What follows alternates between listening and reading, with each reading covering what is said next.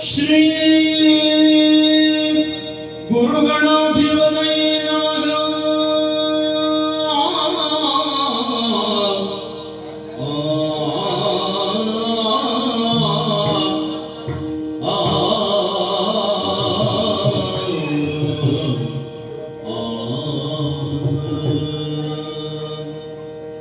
ವಿಘ್ನೇಶಾಯ ಸರಸ್ವತಿ ಪಾರ್ವತಿ ಗುರವೇ ನಮಃ.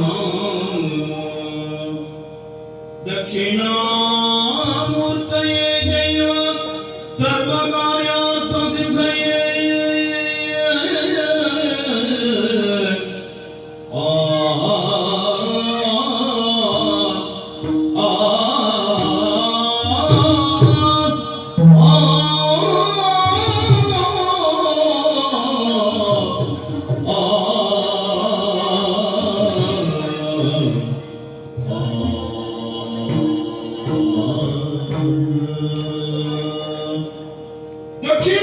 ದಕ್ಷಿಣಾಮೂರ್ತಯೇ ದೇವ ಸರ್ವಕಾರ್ಯಾರ್ಥ ಸಿದ್ಧಯೇ.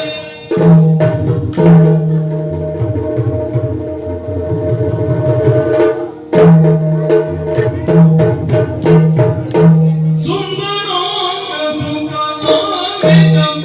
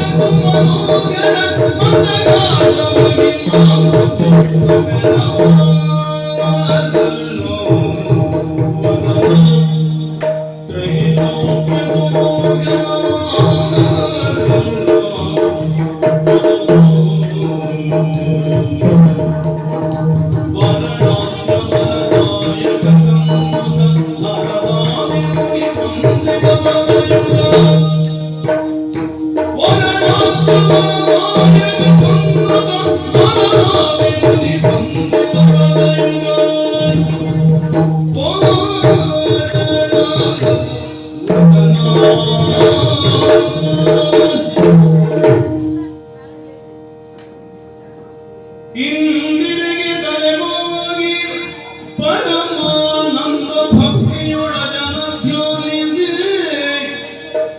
ವಂದಿಸುವೆ ಶಾರದೆಗೆ ಶಕ್ರಾತ್ಯಮರಲಿಂಗಿರಗೆ.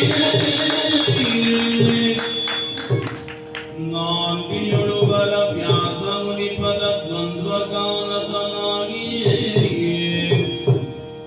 ನಾಂದಿಯೊಳು ಬಲ ವ್ಯಾಸ ಮುನಿಪದ ದ್ವಂದ್ವ ಗಾನತನಾಗಿ ಕವಿಗಳ ಸಂದರಿಗೆ ಬಂದು ಬೇಡವೇನೆ ಕಥಾಮೃತವೋ.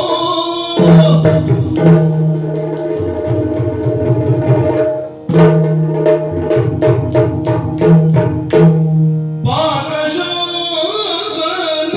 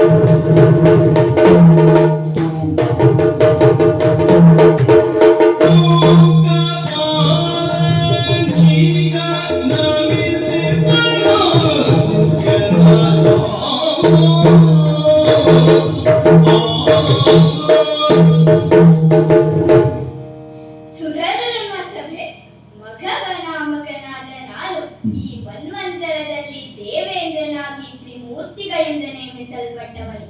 ಮೂರು ಲೋಕದಲ್ಲಿಯೂ ಸತ್ಯ ಧರ್ಮ ನಿಷ್ಠೆ ನಿರಂತರವಾಗಿ ನೆಲೆಸುವಂತೆ ನೋಡಿಕೊಳ್ಳಬೇಕಾದದ್ದು ನನ್ನ ಕರ್ತವ್ಯ. ಮಾತ್ರವಲ್ಲ, ಉತ್ಕೃಷ್ಟ ಮನ ಸಂಸ್ಕಾರವನ್ನ ಹೊಂದಿ ಸದಾ ಪರಾರ್ಥವನ್ನೇ ಬಯಸುತ್ತಾ ಧರ್ಮವನ್ನು ಎತ್ತಿ ಹಿಡಿಯುವ ಕಾರ್ಯ ನಮ್ಮಿಂದ ಆಗಬೇಕು ಎನ್ನುವುದು ತ್ರೈಮೂರ್ತಿಗಳ ನಿರ್ದೇಶನ. ಅದರಂತೆ ಮುನ್ನಡೆಯಬೇಕಾದದ್ದು ದೇವೇಂದ್ರನಾಗಿ ನನ್ನ ಆದ್ಯ ಕರ್ತವ್ಯ. ಪಾಕನಾಮಕನಾದ ರಾಕ್ಷಸನನ್ನು ಕೊಂದ ಕಾರಣಕ್ಕಾಗಿ ಪಾಕಶಾಸನ ಎಂದು ನನ್ನನ್ನು ಕರೆಯುತ್ತಾರೆ. ವಿಶ್ವವಿಖ್ಯಾತನಾಗಬೇಕು ಎಂಬ ಸಂಕಲ್ಪದಿಂದ ಸಾಧನಾಶೀಲನಾದವನು ನಾನು. ಅದೇ ಸಂದರ್ಭದಲ್ಲಿ ತ್ರಿಮೂರ್ತಿಗಳಿಂದ ಒಕ್ಕಣಿಕೆಯೊಂದು ಬಂತು. ಶತಮಕವನ್ನು ಮಾಡಿದವನು ಜಿತಮನ್ಯುವಾಗಿ ಸ್ವರ್ಗದ ದೇವಗದ್ದುಗೆಯನ್ನು ಅಲಂಕರಿಸಬಹುದು ಎನ್ನುವುದಾಗಿ. ಸಾಧ್ಯವೇ ಎಂದು ಯೋಚಿಸಿದೆ. ಆದರೆ ನನಗೆ ಆಧಾರ ಸ್ತಂಭವಾಗಿ ನನ್ನ ಬೆನ್ನೆಲುಬಾಗಿ ನಿಂತವರು ತ್ರಿಮೂರ್ತಿಗಳು. ಅವರ ಕೃಪೆಯಿಂದ 100 ಅಶ್ವಮೇಧ ಯಾಗವನ್ನು ಮಾಡಿ ಮುಗಿಸಿದ ಬಳಿಕ ಈ ದೇವತ್ವ ಎಂಬುದು ನನಗೊದಗಿ ಬಂತು. ಕರ್ಮಭೂಮಿಯಲ್ಲಿ ಕಶ್ಯಪ ಬ್ರಹ್ಮನಿಗೆ ಅದಿತಿ ದೇವಿಯ ಗರ್ಭದಲ್ಲಿ ಉದಿಸಿ ಬಂದವನು ನಾನು. ಸತ್ಕರ್ಮವನ್ನೇ ಉಸಿರಾಗಿಸಿಕೊಂಡು ಬದುಕಿದ ನನಗೆ ಸತ್ಕರ್ಮಕ್ಕೆ ಪ್ರತಿಫಲವಾದ ಯಜ್ಞಭಾಗದ ಫಲದ ವಿಶೇಷವಾಗಿ ವರ್ತಮಾನ ಕಾಲದಲ್ಲಿ ಪರಮ ಪವಿತ್ರವಾದಂತಹ ಈ ಸುಧರ್ಮ ಸಭೆಯ ಸಿಂಹವಿಷ್ಟರವನ್ನು ಅಲಂಕರಿಸುವ ಯೋಗ ಬಂದದಗಿತು ಎಂದರೆ ತಪ್ಪಾಗಲಿಕ್ಕಿಲ್ಲ. ಯಕ್ಷ ಗರುಡ ಗಂಧರ್ವ ಕಿನ್ನರ ಕಿಂಪುರುಷರಾದಿಯಾಗಿ ಸರ್ವ ದೇವತೆಗಳನ್ನೊಳಗೊಂಡ ಈ ಸುಧರ್ಮ ಸಭೆಯ ಓಲಗ ಚಾವಡಿಯಲ್ಲಿ ಓಲಗವನ್ನು ಕೊಟ್ಟಿದ್ದೇನೆ. ಅಗ್ನಿ ವರುಣ ವಾಯು ಕುಬೇರ ನಿರತಿ ಈಶಾನ ಮುಖ್ಯರಾದ ದಿಕ್ಪಾಲಕರು ಅವರವರ ಆಸನವನ್ನು ಅಲಂಕರಿಸಿದವರಿದ್ದಾರೆ. ಈ ಎಲ್ಲ ದೇವತೆಗಳ ಹೊಣೆಗಾರಿಕೆ ಏನು? ಅವರವರ ಕರ್ತವ್ಯವನ್ನು ಚಾಚು ತಪ್ಪದೆ ನಿರ್ವಹಿಸಬೇಕಾದದ್ದು ಎಲ್ಲರ ಧರ್ಮ. ಅಂತೆಯೇ ದೇವೇಂದ್ರನಾದ ನನಗೂ ನನ್ನದೇ ಆದಂತಹ ಕರ್ತವ್ಯ ಎನ್ನುವುದು ಉಂಟು. ಈ ದೇವಲೋಕದಲ್ಲಿ ಕಾಮಧೇನು, ಕಲ್ಪವೃಕ್ಷ, ಚಿಂತಾಮಣಿ, ಐರಾವತ, ಉಚ್ಚೈಷವ ಇವೆಲ್ಲವೂ ಇವೆ. ಇದು ಕೇವಲ ದೇವೇಂದ್ರನ ಭೋಗಕ್ಕಾಗಿ ಇರುವುದಲ್ಲ, ಲೋಕಹಿತಕ್ಕಾಗಿ ಇದನ್ನು ವಿನಿಯೋಗಿಸತಕ್ಕದ್ದು. ಇದನ್ನೆಲ್ಲ ಸಮರ್ಥತೆಯಿಂದ ನಾನು ನಿಭಾಯಿಸಿಕೊಂಡು ಬಂದವನಾಗಿದ್ದರೂ ಕೂಡ ಆಗಾಗ ನನ್ನ ಕಾರ್ಯಕ್ಕೂ ವಿಘ್ನವನ್ನು ತರುವ ಕಾರ್ಯ ಕೆಲವರಿಂದ ನಿರಂತರವಾಗಿ ಆಗುತ್ತಾ ಉಂಟು. ಇವರೊಳಗೆ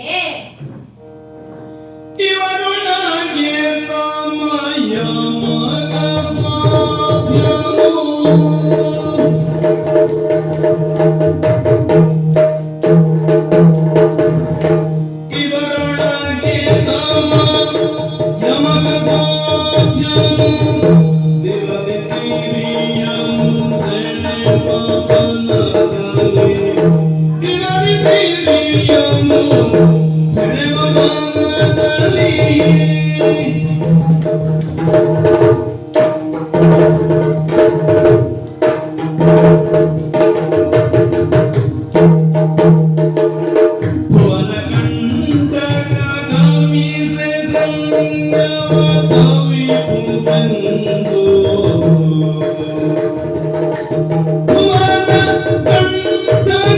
ಗಮಿಸೆ ಸೈನ್ಯವ ಕವಿಯುವುದೆಂದೋ.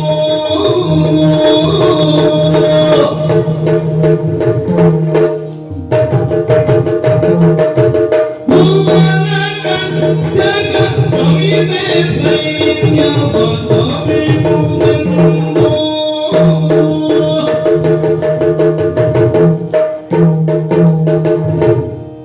ಭೋಗಲಾಲಸೆಯಿಂದ ಕ್ರೌರ್ಯವನ್ನು ಮರೆಯುವ ಸ್ವಭಾವ ಅಸುರರದ್ದು ಮಾತ್ರವಲ್ಲ, ಈ ದೇವಲೋಕದ ಸಂಪತ್ತನ್ನು ಸೂರೆಗೊಳ್ಳಬೇಕೆಂಬ ದುರಾಲೋಚನೆ ಅವರದ್ದು. ಪ್ರಸ್ತುತ ಶೋಣಿತಾಪುರದಲ್ಲಿ ರಕ್ಕಸರನ್ನೆಲ್ಲ ಒಗ್ಗೂಡಿಸಿಕೊಂಡು ಆಡಳಿತಾರೂಢನಾದವನು ತಮನಾಮಕ ರಕ್ಕಸ. ಆತನೀಗ ರಕ್ಕಸ ಸಹಜವಾದ ದುರ್ಬುದ್ಧಿಯಿಂದ ತನ್ನ ಬಳಗವನ್ನೆಲ್ಲ ಕೂಡಿಕೊಂಡು ಈ ದೇವಲೋಕಕ್ಕೆ ಮುತ್ತಿಗೆ ಇಡುವ ಆಲೋಚನೆಯಲ್ಲಿದ್ದಾನೆ ಎಂಬ ವರ್ತಮಾನ ನಮ್ಮವರೆಗೆ ಬಂದು ತಲುಪಿದೆ. ಈ ವಿಷಯದ ಕುರಿತಾಗಿ ಓಲಗದಲ್ಲಿ ವಿರಾಜಮಾನರಾದ ಗುರು ಬೃಹಸ್ಪತಿ ಆಚಾರ್ಯರಲ್ಲಿ ಸಲಹೆಯನ್ನು ಕೇಳಿದರೆ, ಗುರು ವಚನವ ಆಧರಿಸಿಯೇ, ಗುರು ವಚನವ ಆಧರಿಸಿ ಅವಧರಿಸಿ ಸುರಪಾಲ,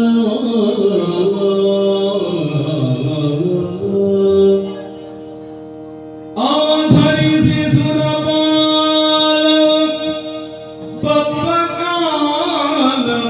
ಬಪ್ಪಕಾದನಂತಾದಿರ್ನೋ. ಸುರ ಸಂಪದನವ ನಿಧಿಗಳ ಅರಸಾದಂಬಳಿಕಾಗ, ಸುರ ಸಂಪದನವ ನಿಧಿಗಳ ಅರಸಾದಂಬಳಿಕ ವೈಶ್ರವಣ ಅಲಕೇಶೋ.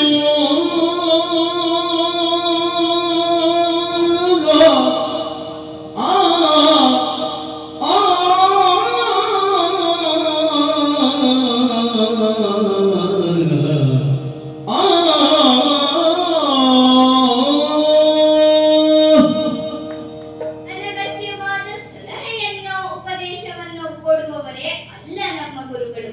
ಬಂದಂತಹ ವರ್ತಮಾನವನ್ನು ಅವರ ಮುಂದಿಟ್ಟಾಗ ಅವರಾಡಿದ ಮಾತು, ದೇವೇಂದ್ರ, ಕಾಕು ದೈತ್ಯರ ಮೂಲಬಲವನ್ನು ಕಿತ್ತು ಬಿಸಾಡುವುದೇ ಧರ್ಮ. ಮಾತ್ರವಲ್ಲ, ಶತ್ರುಗಳನ್ನು ಎಂದೂ ಹಗುರವಾಗಿ ಪರಿಗಣಿಸಬಾರದು. ದುಷ್ಟರನ್ನು ಮೂಲೋತ್ಪಾಟನೆ ಮಾಡುವುದಕ್ಕೆ ಏನೆಲ್ಲ ಕಾರ್ಯ ಆಗಬೇಕೋ ಅದಕ್ಕೆ ಈಗಲೇ ಕಾರ್ಯಪ್ರವೃತ್ತನಾಗಬೇಕು ಎಂಬುದಾಗಿ ಸೂಚಿಸಿದರು. ಹಾಗಾಗಿ ನಾನು ಯೋಚಿಸಿದ್ದು, ಈ ದೇವಲೋಕದ ಸುಸಂಪತ್ತಿನ ಸಂರಕ್ಷಣೆ ಆಗಬೇಕು ಎಂಬ ಕಾರಣಕ್ಕಾಗಿ ನವನಿಧಿಗಳನ್ನು ಒಟ್ಟುಗೂಡಿಸಿ ರಾಕ್ಷಸರಿಗೆ ಸ್ವಲ್ಪ ಹತ್ತಿರದವನೇ ಆದ ಕುಬೇರನನ್ನು ಅದರ ರಕ್ಷಣೆಗಾಗಿ ನೇಮಿಸಿದೆ. ಸದ್ಯಕ್ಕೆ ಎಲ್ಲ ಸರಿಯಾಗಿಯೇ ಇದೆ. ನೋಡೋಣ, ಕಾಲವನ್ನು ಕಾಯೋಣ.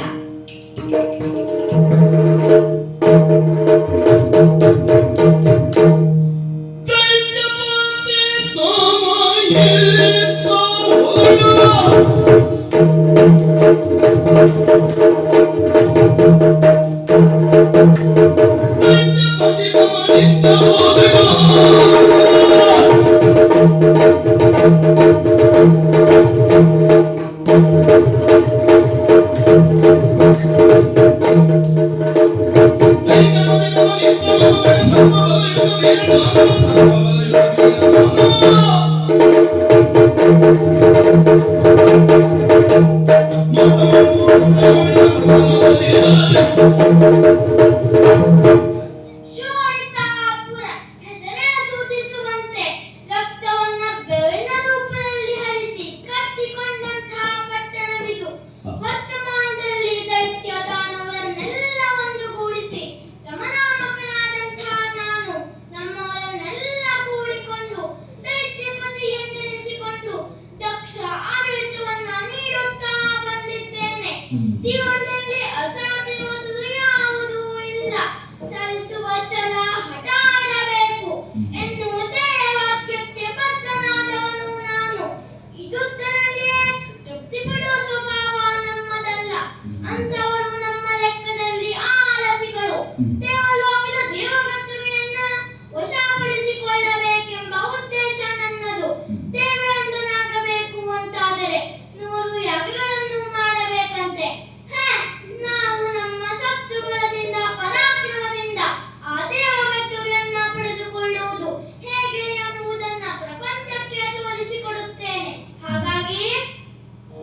ಸಾಧಿಸಲು ಸ್ವರ್ಗವನ್ನು ಸಾಧಿಸಲು ಸ್ವರ್ಗವನ್ನು ಸಾಧಿಸಲು ಸ್ವರ್ಗವನ್ನು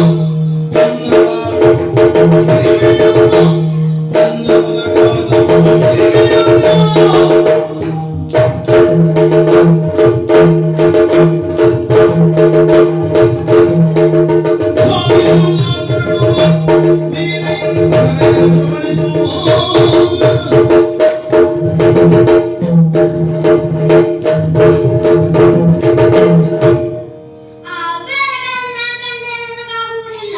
ಅದನ್ನೆಲ್ಲ ನಾಶ ಮಾಡಿದಾಗ ಮಾತ್ರ ಆ ದೇವತೆಗಳಿಂದ ತುಳಿಯಲ್ಪಟ್ಟ ನಾವು ನಮ್ಮಂತವರ ಉದ್ಧಾರವಾಗುವುದಕ್ಕೆ ಸಾಧ್ಯ. ಆ ಸ್ವರ್ಗ ಸುಖವನ್ನು ಅವರು ಮಾತ್ರ ಅನುಭವಿಸುವುದಲ್ಲ, ನಾವು ಕೂಡ ಅದನ್ನ ಪಡೆಯುವ ಯೋಗ್ಯತೆಯುಳ್ಳವರೇ ಹೌದು ಎಂಬುದನ್ನ ಆ ದೇವತೆಗಳಿಗೆ ಮನಗಾಣಿಸಬೇಕು ಎನ್ನುವುದು ನನ್ನ ಮಹತ್ವಾಕಾಂಕ್ಷೆ.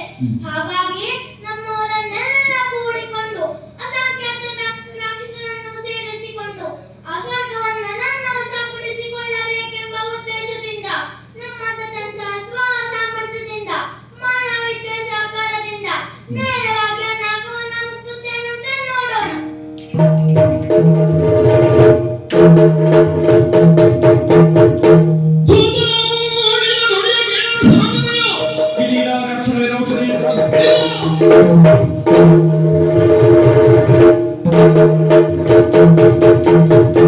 ಅಬ್ಬಾರಕ್ಕಸರ ಉದ್ದಟತನವೇ. ಇಂದು ಓಲಗವನ್ನು ಕೊಟ್ಟಂತಹ ಸಂದರ್ಭದಲ್ಲಿ ದೂತರು ಬಂದು ಆಡಿದ ವರ್ತಮಾನ. ತಮಾಸುರನು ದೈತ್ಯದಾನವರನ್ನೆಲ್ಲ ಕೂಡಿಕೊಂಡು ಬಂದು ನಮ್ಮ ನಾಗಲೋಕಕ್ಕೆ ಮುತ್ತಿಗೆ ಹಾಕಿದ್ದಾನಂತೆ. ಕಡು ಮದಾಂಧ ಎಂದಾಯಿತು. ಈ ದೇವೇಂದ್ರನ ಕರದಲ್ಲಿ ಈ ವಜ್ರಾಯುಧ ಇರುವವರೆಗೆ ಯಾರ ಭಯವೂ ಇಲ್ಲ. ಆ ದುರುಳರ ಕಸರ ಪದವನ್ನ ಇಳಿಸಿ ಬಂದ ಹಾಗೆ ಅವರನ್ನು ಮರಣಿಸುತ್ತೇನೆ. ಹಾಗಿದ್ದರೆ ಇನ್ನು ತಡ ಮಾಡುವುದಿಲ್ಲ.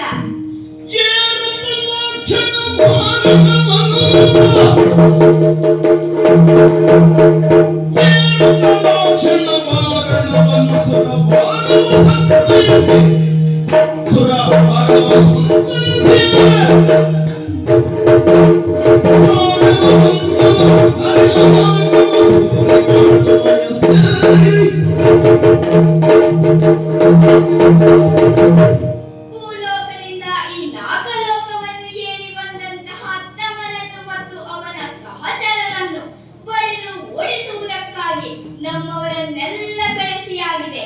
ನಮ್ಮವರಿಗೂ ರಕ್ಕಸರಿಗೂ ಘನಘೋರವಾದಂತಹ ಯುದ್ಧವೇ ಸಂಭವಿಸಿತು. ಆದರೆ ಯುದ್ಧವು ಒಂದು ನಿರ್ಣಾಯಕ ಹಂತಕ್ಕೆ ಬಾರದೆ ಹೋದಾಗ ನಾನು ಕೈ ಕಟ್ಟಿ ಕುಳಿತಿರುವುದಲ್ಲ. ಹಾಗಾಗಿ ಐರಾವತವನ್ನು ಏರಿ ನೇರವಾಗಿ ಬಂದು ರಣರಂಗವನ್ನು ಸೇರಿ ನಮ್ಮವರಿಗೆಲ್ಲ ಧೈರ್ಯವನ್ನು ಹೇಳಿ ಸಂತೈಸಿದ್ದಾಗಿದೆ. ಇನ್ನು ಶತ್ರು ಸೇನೆಯ ನಾಯಕರನ್ನು ಮಾತನಾಡಿಸಬೇಕಲ್ಲ. ಎಲ್ಲವರ ಕಸ. ಯಾರು ನೀನು? ನಿನ್ನ ಹೆಸರೇನು? ಎಲ್ಲಿಂದ ಬಂದವನು? ಈ ನಾಗವನ್ನು ಸೂರೆಗೊಳ್ಳಬಹುದು ಎಂಬ ಆಸೆಯಿಂದ ಬಂದವನಾದರೆ ಅದು ಅಸಾಧ್ಯದ ಮಾತು. ನಿನ್ನ ಪರಿಚಯವನ್ನ ಅರುಹು. ಬಂದ ಹಾಗೆ ಹಿಂದಕ್ಕೆ ನಡೆ.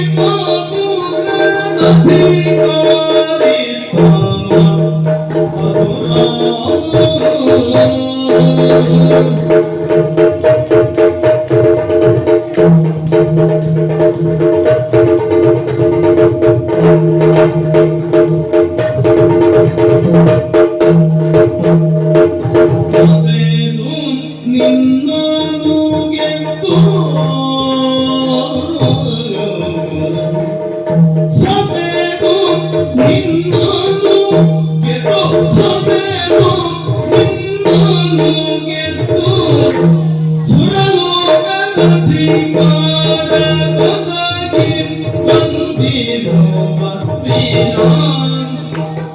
ಸವೆದು ನಿನ್ನನ್ನು ಗೆದ್ದು ಸುರಲೋಕದಧಿಕಾರ ಒದಗಿ ಬಂದಿರುವ ವೀರ ನಾನು ಒದಗಿ ಬಂದಿರುವ ವೀರ ಸವೆದು ನಿನ್ನನ್ನು ಗೆದ್ದು ಸರ್ವೋಗದಧಿಕಾರ ಒದಗಿ ಬಂದಿರುವ ವೀರ ಒದಗಿ ಬಂದಿರುವ ವೀರ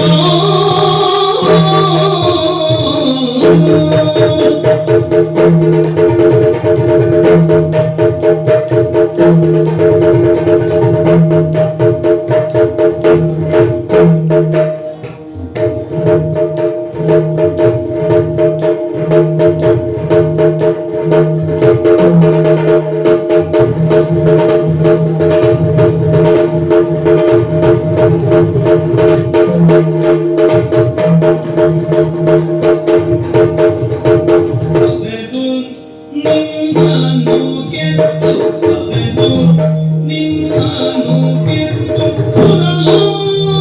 ಸುರಲೋಕದಧಿಕಾರ ಒದಗಿ ಬಂದಿರುವ ವೀರ ನಾನು ಒದಗಿ ಬಂದಿರುವ ವೀರ ವೀರ ವೀರ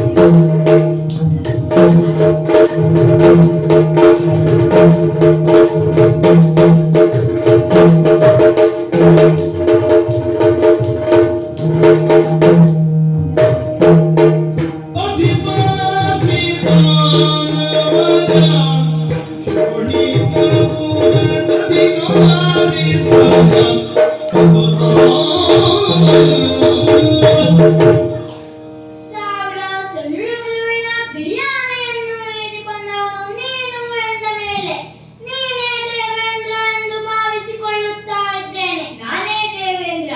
ಆದರೆ ನನ್ನ ಪರಿಚಯ ನಿನಗಿಲ್ಲ. ಭೂಲೋಕದ ದಾನವರಿಗೆಲ್ಲ ಅಧಿಪತಿ ನಾನು. ಚೋಳಿತಾಪುರದ ಅಧಿಕಾರಿಯಾಗಿ ತಮನಮ್ಮ ಹೆಸರಿನಿಂದ ಪ್ರಖ್ಯಾತಿಯನ್ನ ಹೊಂದಿದ್ದೇನೆ. ಓಹೋ, ಹಾಗೆ ನೋಡಿದರೆ ನಮ್ಮಿಬ್ಬರ ಪೂರ್ವಜರು ಒಂದೇ ಕುಲಕ್ಕೆ ಸೇರಿದ್ದಾರೆ. ನಿಜ. ನಾವಿಬ್ಬರು ದಾಯಾದಿಗಳು. ಆದರೆ ನೀವು ಅನುಭವಿಸುತ್ತಿರುವ ಸುಖೋಪಭೋಗಗಳು ನಮಗಿಲ್ಲ.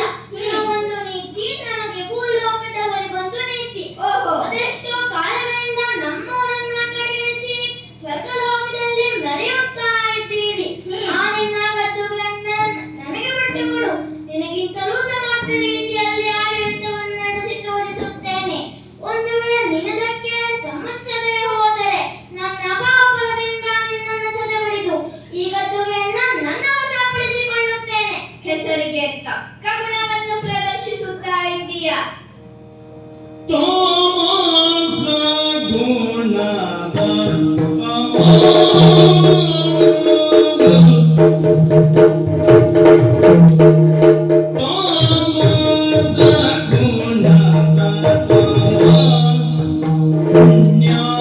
ಪುಣ್ಯಾಪರಿಗೆ ಮಹತ್ವದ